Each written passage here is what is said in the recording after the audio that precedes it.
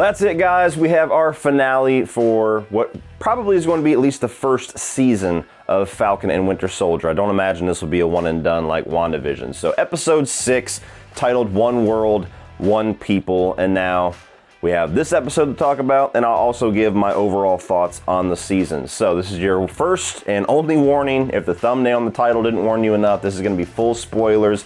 All of my thoughts on everything that happens in this episode. If you have not seen it yet, pause this video, go to Disney Plus, watch the finale, then come back and check this out. But if you've already seen the episode, or if you don't care about spoilers, let's get into it. So kicking right off at the beginning of this episode, we basically have everything continuing right from where the last episode ended, where the power brokers are doing their final assault. You have Sam that has opened up this case from Wakanda, presumably giving him a new suit, where he has now taken on the mantle of Captain America. And you have John Walker creating his own shield, not giving up his fight. We all get that converged in like the first 30 minutes of this episode. This episode felt very quick, by the way. It didn't feel like a full hour-long episode. It felt very like snappy with everything that kind of went through, which a little bit of a negative for me. I felt like I could have breathed a little bit more, but nonetheless, getting ahead of myself. Sam's new suit. Sam shows up, boom, you have our new Captain America. I don't know if I love the suit. That's the main thing that I was kind of conflicted with this episode, was like, I was so hyped at the end of episode 5 to see what this new suit was going to be. And while this is a very comic book accurate suit, I don't know. I get that the whole, a lot of white is to kind of symbolize purity. There was a whole lot of talk about how John Walker's suit is completely devoid of white, and because his character has no purity, or at least is supposed to give that impression, where Sam is very much the antithesis of that. So he has a whole lot of white. Where the suit kind of feels a little hokey to me is the headgear. How it goes up and goes around his ears, but it leaves the top just for his little dome to stick out of the top of it.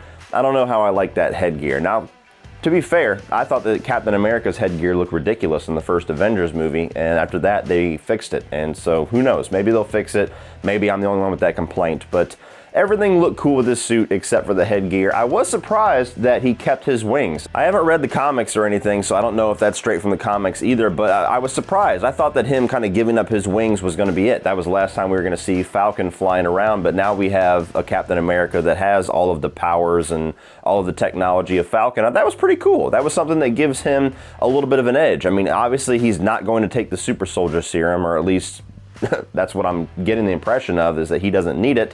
So that's going to give him the ability to fight things that normally he would get creamed in 2 seconds, is that he's able to fly around, he's able to use his wings, he's able to use his jetpack, he's got his little digital assistant and everything like that. So that was cool. I like the fact that we kind of do keep that Falcon flavor, while at the same time he's now Captain America. He's got the shield and he's got this new suit. So that part of it was cool. Really just the headgear bothered me a little bit. Let me know down below if I'm alone with that. So a lot of fights go on. You have John Walker confronting all of the Flag Smashers. He's looked like he's still out for blood for the death of his friend. You have Sam flying around trying to take out this helicopter and get these hostages out, where you have one of them where he's communicating with, to where she has flight experience, and he's trying to like link up times with her, to where when he takes out the pilot, she takes over the helicopter. That was a pretty cool sequence. Overall, I kind of felt like John Walker's place in this whole fight was a little bit strange. The way that they ended episode 5 made it feel like he was going to be coming with this ultimate confrontation with Sam, and it really wasn't that. He shows up, beats up on the Flag Smashers a little bit, has a little attack of conscience when this armored vehicle full of hostages is about to fall off, and he's up there trying to save it while kind of swatting away the rest of the super soldiers. So this is kind of where the character I felt would have worked better throughout this series. Is kind of one of those conflicted characters where he's still trying to do good, but he's a little bit off the edge, and he's got a little bit not as pure as he should be. I guess we'll just go with that. But the last episode, whenever they have him, episode 4 kill that guy, and then episode 5 just go on this bloodlust as I'm going to be this full-on villain, it felt strange that we went through that journey just for him in this episode to go back to being kind of the John Walker that he seemed to be in the first couple episodes. So I was a little bit mixed on how they used him. Overall, by the end of it, you have the Flag Smashers that are stopped You have Sharon Carter, who is revealed as the power broker, which by the middle of the season, I kind of figured she would be the power broker. After she picked up that phone, the episode where they have Zemo and them taking out everybody in these little cargo containers, I said, okay, she's the power broker then. She's the only person significant in this show that would be any kind of a twist. So that didn't really surprise me. I am intrigued with where that's going to go. We'll talk more about that when we get to the end of this episode. Flag Smashers are taken out. Sam takes all of them out. John Walker takes all of them out. Bucky takes all of them out, helps get the hostages out. And Carly is shot by Sharon Carter. By the end of this, I got to be honest, I kind of felt like the Flag Smashers weren't really that great of a villain. They weren't really that interesting. This quickly is followed by a scene where you have Sam go in front of the news and go in front of all these senators and give this big speech, basically fulfilling Carly and the Flag Smashers' wish in the way that he wanted her to do it. And I got more of an understanding of what their mission was, what their whole philosophy was from Sam talking to these people than I ever got in 6 episodes of these characters. So by the end of it, I didn't feel anything for Carly dying. I didn't feel any kind of a threat really throughout the entire show. And I really, by the end of it, didn't think that they were that compelling of a villain. They almost felt like they were a bit of excess by the end of it. I mean, when you get to the final episode, it's pretty clear that the main theme, the main goal of this show above anything else is to show us and show Sam that he is worthy of the shield, and talk about the significance of a black Captain America, and talk about, you know, the history with Isaiah and all of that kind of social injustice, and is the world ready? And that's really powerful stuff that it felt like that was just kind of sprinkled here and there throughout the series and really just picked up these last 2 episodes. And the Flag Smashers kind of got in the way of all of that. I kind of wish they would have cut that out of the show completely by this point and just give Sam the main conflict of this worthy of the shield and talking about Isaiah and trying to find out the history of it and trying to talk to people. I think that almost would have made a more compelling show. Still really enjoyed it by the end, but just the Flag Smashers, by the time their plan was foiled, I was like, okay, yeah. If I was to do an MCU villain ranking, you would be the bottom 5. But we do get that cool moment where everybody but Carly is kind of funneled into this little escort vehicle going to prison, and it just blows up. And then you see up in the distance, and it's Zemo's butler that blew him up. And Zemo's in his little cell on the nest, and he just hears that they are blown up. He just gives this little smirk, and it's like, you evil son of a bitch. I love you, Zemo. You're fucking cool. But that whole scene where Sam is in front of the news, he's in front of all these senators, that was a great scene. That was a great scene where he really shows how he's going to portray Captain America, how he's going to use that role and use that influence to do what he feels is important. I thought that was a nice little crescendo for that whole conflict of this series of the black Captain America. Is America ready? Is the world ready? I thought that was really cool. Then after all is said and done, you have John Walker given a new suit, which is very similar, but just black, more comic book accurate to the character that he eventually portrays. And this Madame Hydra, I believe is her name, gives him the moniker of U.S. Agent. You're no longer Captain America, you're just a U.S. Agent, which I believe is his moniker in the comics. So, cool. I guess we'll see him later on. I don't know if it's going to be for a Falcon and Winter Soldier Season 2 or if eventually we'll see this guy in the movies, but I do like his character. I'm a little confused with kind of the back and forth of how they've used him in this show thus far, but I do like his character. I do like the portrayal of Wyatt Russell, so I'm glad he's going to be sticking around. I'm glad that we're going to see more of him. And then you have Bucky finally cleansing his soul, where he goes to the man that he hung out with in the first episode and tells him that his son is dead. His son was murdered, and I'm the one that did it. Pretty emotional stuff, because it's very similar to the Bourne Supremacy, where he goes to kind of cleanse his soul at the end of that movie. And it is something that, for his character arc, is very important. You know, like there was that whole speech in the last episode that Sam gave Bucky about how you need to make amends, and not just by taking out more bad guys. You need to go and make these people's lives whole in any way that you can. And that's the only way you're really going to truly get solace from what you've done. So I loved that. Bucky was my favorite character of this season, and I really want to see more of him. Like, I think if we get a season 2, obviously that's a given, but even in the movies, I want to see more of a focus on him. I'd almost want to see a show just based off of him, or a movie just based off of him. He's a fascinating guy. Then you really have the most powerful moment of this series, probably. Definitely this episode.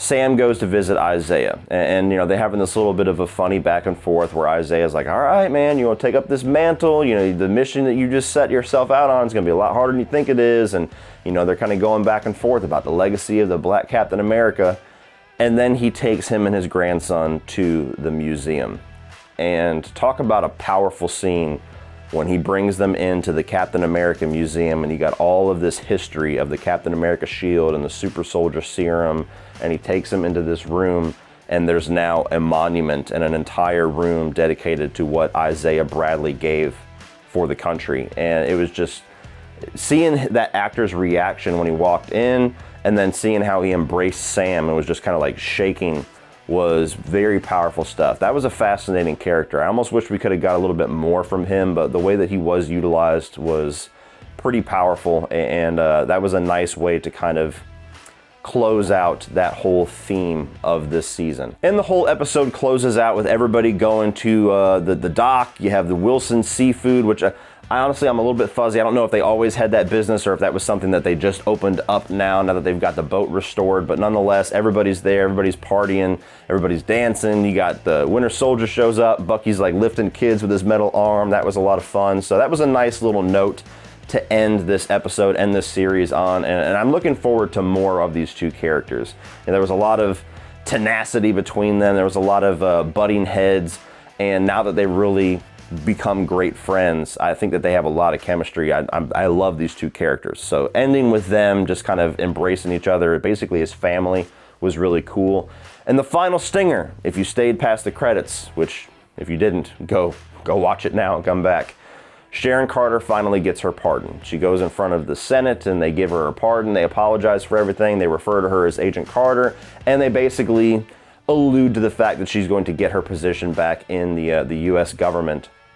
And now that we know that she's the power broker, she walks out and she says, hey, forget that super soldier shit. We've got access to everything now. So she's going to end up being some kind of a villain, or at least some kind of a driving force, a little bit of a complicated character further on, which again, I don't know if it's going to be a season 2 or if that's going to make it into the movies at some point, but I love her character. She was my favorite part of that whole episode where she was just kicking ass. So I'm really interested in what that's going to be. I'm interested in what that's going to turn out to be, if she's just going to go full dark side or if she's just going to be somebody that's like John Walker, a little bit off the edge. She's been screwed over and now she's got a little bit of a chip on her shoulder. I don't know, but overall, final episode was good. I don't think that it quite reached my expectations, especially with the way that they closed out everything with the Flag Smashers. That was kind of a big knock for me. And the episode felt very quick. Like I hinted at, I don't know, I actually had to go back and check to see if this was a shorter episode, but it wasn't. It was 51 minutes, which was close to the runtime of the past couple of episodes, but for some reason it just felt quick. It felt like it just resolved everything very quickly, very cleanly, very fast. And I don't know, that's kind of moving into my overall thoughts on the show. That's one of the biggest things that I have that has bugged me by the end, is that I feel like this should have got more episodes. This should have got more time to explore these different stories, these different themes. I don't understand why WandaVision would be given, 10 episodes, but Falcon and Winter Soldier gets half of that. That doesn't make any sense to me. To me, if this would have had 10 episodes, they could have explored a little bit more of the Flag Smashers. They could have explored John Walker a little bit more. They could have spent more time and put a little bit more focus on the Black Captain America legacy and everything with Isaiah Bradley and what does that mean and what does that mean to Sam. Instead of it just kind of diving in and out of these themes, they could have really explored that and made these things a lot richer. So I really don't understand, unless it's just a budgetary thing because there was a lot more action, why this show got cut down to 6 episodes. I feel like that really, for a lot of people, that's going to make the message of this show feel very fast and very messy. And so by the end of it, that's kind of my biggest complaint about the show, is why 6 episodes? But overall, the strengths, I love these characters. I loved spending 6 episodes with them. I am 100% on board for Sam being Captain America. When I got to the end of Endgame, I really wasn't. I've always liked Sam, but I was like, don't make him Captain America. Don't show up in the next Avengers wearing the Captain America shield. That's just not going to feel earned. Well, this show, that was its purpose, was to make it feel earned. And to me, if that was its goal, it does succeed in that. He has earned it as a character. And as a person, I think that a lot of people, after seeing this show, will be okay with him being Captain America. I'm curious, people that don't watch this show, the first time they see him show up in the movies, how they're gonna feel. But yes, so I like the characters a lot. I like spending a lot of time with them. I like getting more to know with Bucky. I like kind of budding that relationship, that working and familial relationship with Sam and Bucky. I like seeing Sharon Carter, especially Zemo. Zemo's the man. That guy's got to come back. When Black Panther 2 or something, he's got to be a major player. I love that guy. And to me, as somebody that loved him in Captain America Civil War, this show brings everybody else up to speed with what I saw. Because he's always been like one of the most lackluster villains in a lot of people's rankings and a lot of people's commentaries, and now everybody loves Zemo. Release the Zemo cut. You remember that whole movement? Yeah, Zemo's the shit. Isaiah Bradley, one of the best parts of the show. That was one of the most powerful parts. Should have dove into it a little bit more. The action scenes were all great for the most part. I think all of those really dove into what we loved about the Captain America movies, especially Winter Soldier. So that delivered. That was one of my biggest expectations. John Walker was a nice surprise. I want to see more of him.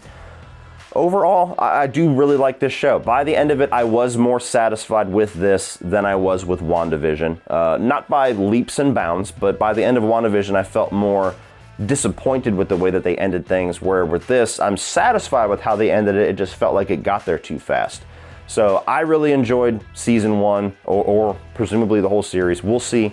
Falcon and Winter Soldier, I'm a fan. I'm a fan of what they did. Not perfect. They should have had more episodes. That's the biggest thing, but I am a fan of what they did, and I want to see where these characters go next. And now, looking forward to Loki. I believe that's the next show showing up. So what do you guys think? What did you think of this final episode? What did you think of the series overall of the Falcon and the Winter Soldier? Do you want another season, or do you want these guys to just go back to the movies and flesh out their stories there? Do you feel like we could have a Falcon and Winter Soldier movie at this point? Or I guess it'd be Captain America in the Winter Soldier movie at this point. So let me know down below what your thoughts are on this finale and this show. Please like and share this video. Hit that subscribe button so you can see all of my future MCU content. I also do a lot of stuff with the DCEU. And of course, if you know me, I've done a lot of movie reviews, especially in horror. So check all that stuff out, guys. Thank you for watching as always. And remember, opinions are like assholes, but that doesn't mean that you have to be.